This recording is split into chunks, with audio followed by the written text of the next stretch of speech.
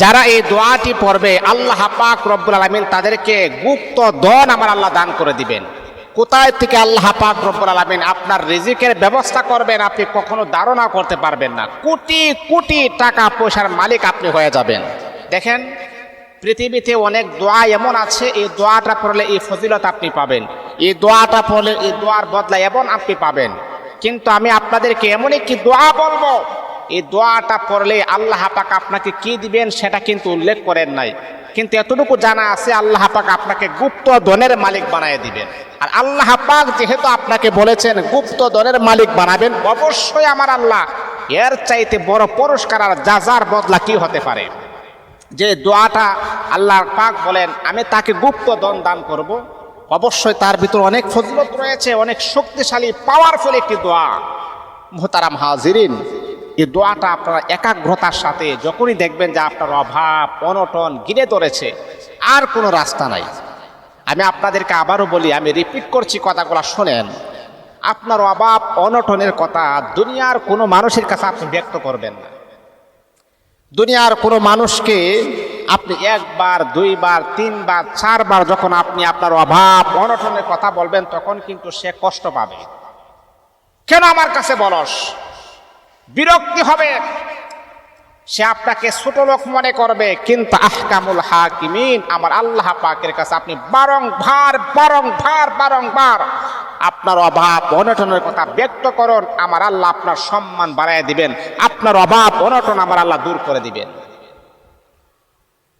এরে আল্লাহ তাআলার বান্দা, কিভাবে আপনি পড়বেন?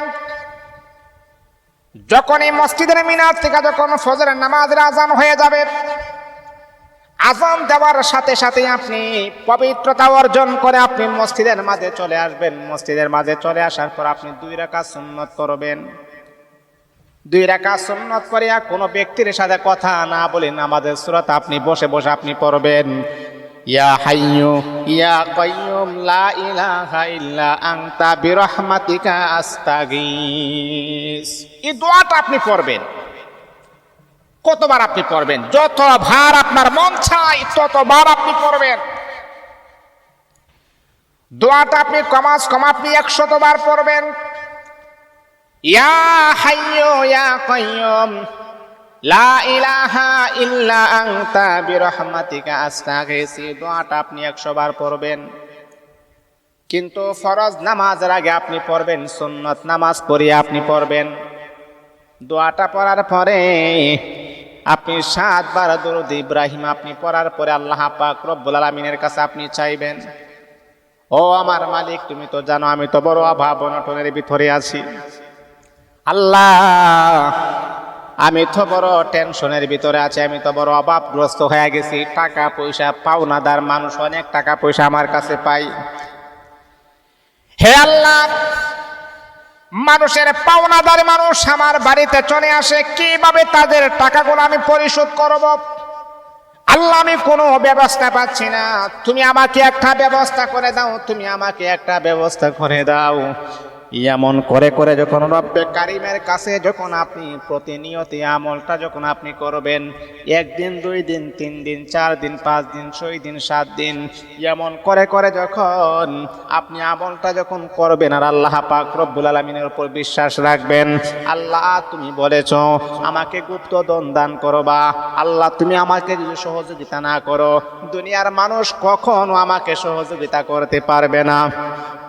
এমন বিশ্বাস রেখে যদি আপনি দোয়াটা পড়তে পারেন, আল্লাহ পাক রব্বুল আলামিন কোথায় থেকে আপনাকে গুপ্ত ধন দান করবেন সেই পরিকল্পনা আপনি কখনো করতে পারবেন না, সেই ধারণা আপনি করতে পারবেন না।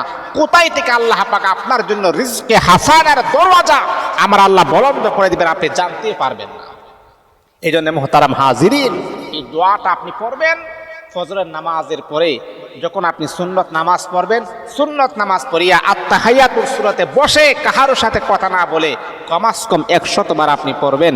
ইয়া হাইয়্যু ইয়া কাইয়্যুম লা ইলাহা ইল্লা আনতা বিরহমাতিকা আস্তাগীস, এই দোয়াটা আপনি পড়বেন, আপনাকে গুপ্ত ধনের মালিক আমার আল্লাহ আপনাকে বানায় দিবেন। এই জন্য এই আশার ভরসা নিয়ে আপনি পড়বেন। কিন্তু হ্যাঁ, মনে রাখতে হবে 5 ওয়াক্ত নামাজ কিন্তু আমাদের পড়তে হবে। অনেকে আছে বলে হুজুর আপনি যে কথাগুলো বলেন প্রতিটা কথা আমরা আমল করার চেষ্টা করি। আপনি যে আমলগুলা ফেসবুক, ইউটিউব, বিভিন্ন সোশ্যাল মিডিয়াতে আপনি ছাড়েন, আপনার প্রতিটা কথা আমরা আমল করার চেষ্টা করি, তারপরে কেন যেন আমরা ফজিলত পাচ্ছি না। কারণটা কি ভাই? আমি আপনাকে বলছি কিভাবে আপনি ফজিলত পাবেন। কারণ মনে রাখতে হবে, প্রতিটা আমল করার ক্ষেত্রে আপনার প্রযোজ্য হচ্ছে 5 ওয়াক্ত নামাজ পড়তে হবে। কখনো কোনো মানুষকে ধোঁকা দেওয়া যাবে না, হারামের সাথে সম্পর্ক থাকা যাবে না, হালালভাবে চলতে হবে, রাসূলের সুন্নাহ মোতাবেক চলতে হবে। আর এই আমলগুলো আপনি করেন 100% আপনার সেই আমলের ফজিলত আপনি পেয়ে যাবেন। আপনি হারাম খাবেন, নামাজ পড়বেন, তাহলে কিভাবে কবুল হবে? আপনি সুদ খাবেন, নামাজ পড়বেন, তাহলে কিভাবে কবুল হবে?